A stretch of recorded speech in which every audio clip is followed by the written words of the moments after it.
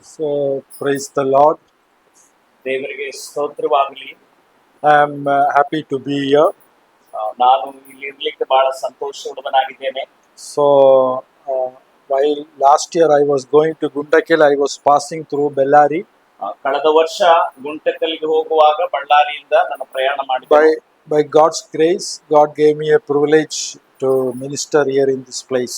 ಈ ವರ್ಷ ದೇವರ ಕೃಪೆಯಿಂದ ನಿಮ್ಮ ಮಧ್ಯದಲ್ಲಿ ಬಂದು ದೇವರ ವಾಕ್ಯಗಳನ್ನು ಹಂಚಲಿಕ್ಕಾಗುವಂತೆ ದೇವರು ಕೊಟ್ಟಂತ ಅವಸರಕ್ಕಾಗಿ ದೇವರನ್ನ ಸ್ತುತಿಸುತ್ತೇನೆ. Also, I thank God for bringing me here into this place. ಮಾತ್ರವಲ್ಲ, ಈ ಸ್ಥಳಕ್ಕೆ ನನ್ನ ಕರೆದುಕೊಂಡು ಬಂದದಕ್ಕಾಗಿ ಕೂಡ ನಾನು ನಿಮಗೆ ವಂದನೆಯನ್ನು ಸಲ್ಲಿಸುತ್ತೇನೆ.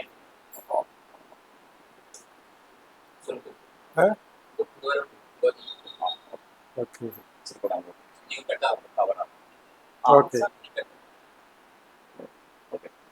Okay, both. So, I thank Pastor Israel also ನಾನು ಈ ಸಂದರ್ಭದಲ್ಲಿ ಪಾಸ್ಟರ್ ಇಸ್ರಾಯೇಲಿಗೆ ಕೂಡ ನಾನು ವಂದನೆಯನ್ನು ಹೇಳ್ತೇನೆ for inviting me into this Bellary. ಬಳ್ಳಾರಿಗೆ ನನ್ನನ್ನು ಆಹ್ವಾನಿಸಿದಕ್ಕಾಗಿ ಪಾಸ್ಟರ್ ಕೂಡ ನಾನು ವಂದಿಸುತ್ತೇನೆ. Also, I am thanking Sister Vasanta Umari also.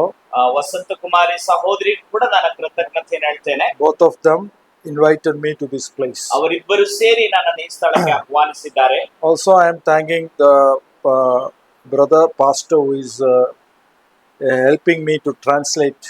ಭಾಷಾಂತರ ಮಾಡ್ಲಿಕ್ಕಾಗುವಂತೆ ಸಹೋದರನನ್ನ ಎಬ್ಬಿಸಿದಕ್ಕಾಗಿ ನಾನು ಸ್ತೋತ್ರ ಮಾಡ್ತೇನೆ. So, also, Pastor Jeffrey. No. Through him, I just introduced. Oh, okay. Also, I am thanking all brothers and sisters who are here.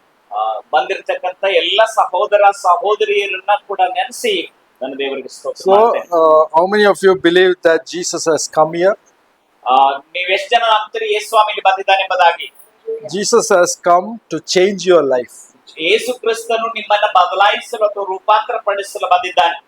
When you meet Jesus, your life will be changed. ಯೇಸು ಕ್ರಿಸ್ತನನ್ನು ನೀವು ಸಂಧಿಸಿದ ತಕ್ಷಣವೇ ನಿಮ್ಮ ಜೀವಿತವು ರೂಪಾಂತರವಾಗುತ್ತದೆ. Some people see Jesus, but nothing is happening in their life. ಕೆಲವರು ಅವರ ಜೀವಿತದಲ್ಲಿ ಯೇಸುವನ್ನ ಕಂಡರೂ ಸಹ ಏನು ಸಂಭವಿಸುವುದಿಲ್ಲ.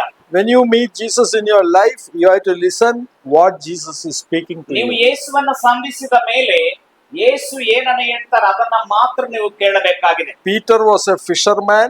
He met Jesus in his life.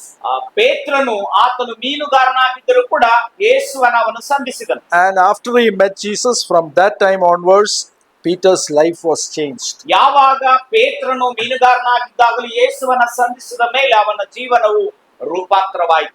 Today, God is going to change your life. ಇವತ್ತು ನಿಮ್ಮೊಬ್ಬೊಬ್ಬರ ಜೀವಿತವನ್ನು ಕೂಡ ಹಾಗೆಯೇ ಬದಲಾಯಿಸಲಿಕ್ಕಿದ್ದಾನೆ ದೇವರು. God has given a word to share with you. ದೇವರು ನಿಮ್ಮೆಲ್ಲರೊಟ್ಟಿಗೆ ಹಂಚಿಕೊಳ್ಳಲಿಕ್ಕಾಗಿ ಒಂದು ವಾಕ್ಯವನ್ನ ಕೊಟ್ಟಿದ್ದಾನೆ. That is from the book of Luke. ಲೂಕನ ಬರೆದ ಸುವಾರ್ತೆ And chapter 2, ಎರಡನೇ ಅಧ್ಯಾಯ verse 10. 10ನೇ ವಾಕ್ಯವನ್ನ ನಾವು ಓದಿಕೊಳ್ಳೋಣ.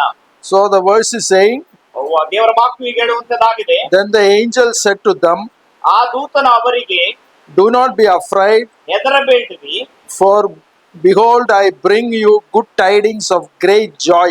ಕೇಳಿರಿ, ಜನರಿಗೆಲ್ಲ ಮಹಾ ಸಂತೋಷವನ್ನುಂಟು ಮಾಡುವ ಶುಭ ಸಮಾಚಾರವನ್ನು ನಿಮಗೆ ತಿಳಿಸುತ್ತೇನೆ. Which will be to all people. ಅದು ಎಲ್ಲರಿಗೂ ಇರುವಂತಹ ಸಮಾಚಾರ. So a great joy is coming to everyone, those who are here.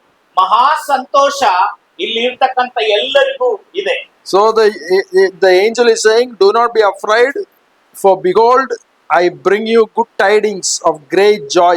ದೇವದೂತನು ಹೀಗೆ ಹೇಳ್ತಾನೆ, ಹೆದರಬೇಡ್ರಿ, ಕೇಳ್ರಿ, ಜನರಿಗೆಲ್ಲ ಮಹಾ ಸಂತೋಷವನ್ನುಂಟು ಮಾಡುವ ಶುಭ ಸಮಾಚಾರವನ್ನು ನಿಮಗೆ ತಿಳಿಸುವುದಾಗಿ. This is the news that God is telling to share with you. ನಿಮ್ಮೊಬ್ಬೊಬ್ಬರಿಗೂ ಈ ಸಂದೇಶವನ್ನು ತಿಳಿಸಲಿಕ್ಕಾಗಿ ದೇವರು ನನಗೆ ತಿಳಿಸುವಂತನಾಗಿದ್ದಾನೆ. A good news.